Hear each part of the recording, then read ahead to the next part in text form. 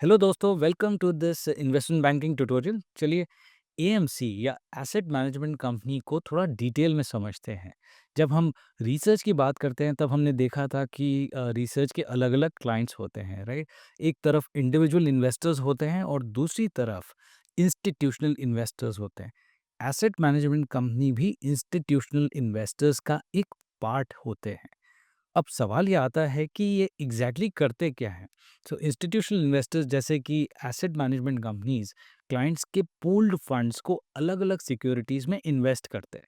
Securities का मतलब हो सकता है बॉन्ड सिक्योरिटीज या फिर कंपनी बेस्ड सिक्योरिटीज जैसे कि स्टॉक्स या इक्विटीज। सिंपल शब्दों में एसेट मैनेजमेंट कंपनी पब्लिक से पैसा कलेक्ट करते हैं जिसको एक फंड की तरह पूल करते हैं। ये फंड $100 मिलियन का हो सकता है या फिर $200 मिलियन का हो सकता है या फिर मल्टी बिलियन डॉलर का भी हो सकता है। फंड का साइज डिपेंड करता है उनके मैंडेट पे। फिर ये पूल्ड फंड को अलग-अलग सिक्योरिटी में इन्वेस्ट किया जाता है। एक एग्जांपल लें तो एक म्यूचुअल फंड जो सिर्फ टेक्नोलॉजी स्टॉक्स में इन्वेस्ट करता है।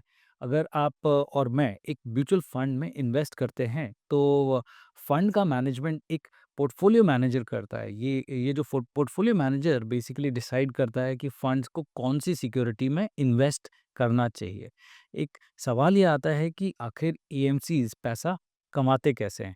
तो एसेट मैनेजमेंट कंपनीज अपनी सर्विसेज के लिए कमीशंस या फीस लेती है जो फंड के साइज पर डिपेंड करता है। फॉर एग्जांपल अगर एक फंड $100 मिलियन का है तो मैनेजमेंट फीस 2% टू 3% के बीच में हो सकती है। ओके, सो जो पर्सन ये इन्वेस्टमेंट करता है और इन्वेस्टमेंट डिसीजन लेता है उसको हम बोलते हैं पोर्टफोलियो मैनेजर या फंड मैनेजर।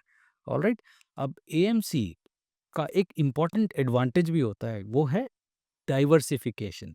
क्योंकि इनके पास ज़्यादा फंड्स होते हैं तो अपने इन्वेस्टमेंट को ये मल्टीपल स्टॉक्स या सेक्टर्स में डाइवर्सिफाई कर सकते हैं।